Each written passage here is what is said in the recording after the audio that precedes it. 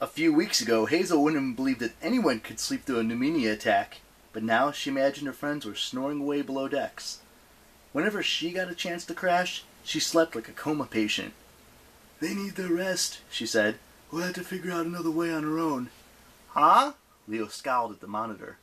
In his tattered work shirt and grease-splattered jeans, he looked like he just lost a wrestling match with a locomotive. Ever since their friends, Percy and Annabeth, had fallen into Tartarus, Leo had been working almost non-stop. He'd been acting angrier and even more driven than usual. Hazel worried about him, but part of her was relieved by the change. Whenever Leo smiled and joked, he looked too much like Sammy, his great-grandfather, Hazel's first boyfriend, back in 1942. Why did her life have to be so complicated? "Another way?" Leo muttered. "Do you see one?" On his monitor glowed a map of Italy. The Apennine Mountains ran down the middle of the boot-shaped country.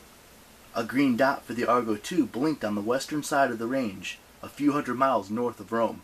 Their path should have been simple.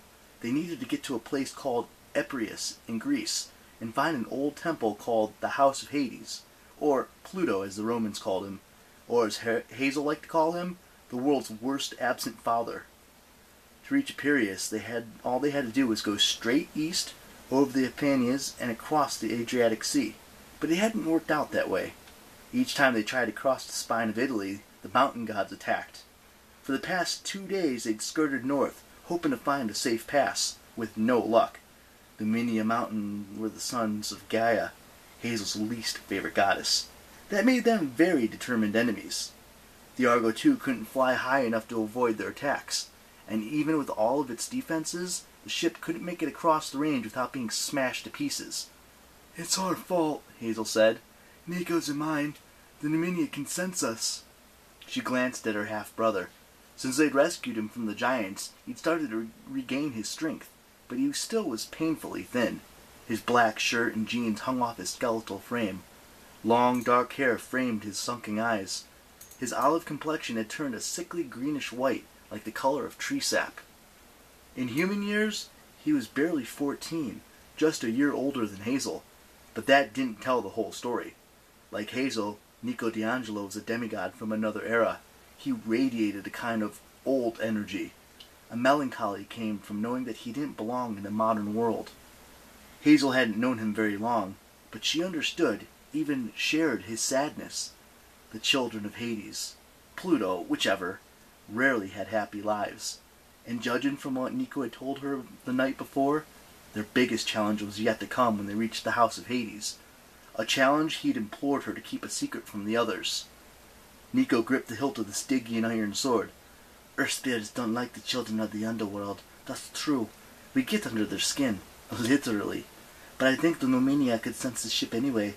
We're carrying the Athena Parthenos. The thing is like a magical beacon." Hazel shivered, thinking of the massive statue that took up most of the hold. They'd sacrificed so much saving it from the cavern under Rome, but they had no idea what to do with it.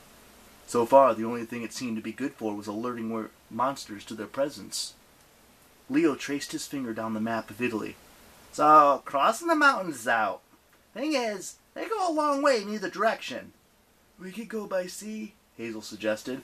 "Sail around the southern tip of Italy." "That's a long way," Nico said. "Plus, we don't have—" His voice cracked. "You know, our sea expert Percy." The name hung in the air like an impeding storm. Percy Jackson, son of Poseidon, probably the demigod Hazel admired most, saved her life so many times on their quest to Alaska. But when he had needed Hazel's help in Rome, she'd failed him. She watched, powerless, as he and Annabeth had plunged into that pit. Hazel took a deep breath. Percy and Annabeth were still alive. She knew that in her heart. She could still help them if she could get to the House of Hades, if she could survive the challenge Nico had warned her about. "What about continuing north?" she asked. "There has to be a way to break in the mountains, or something." Leo fiddled with the bronze Archimedes spear that he installed in the council, his newest and most dangerous toy.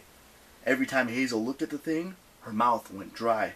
She worried that Leo would turn the wrong combination on the spear and accidentally eject them all from the deck, or blow up the ship, or turn the Argo II into a giant toaster.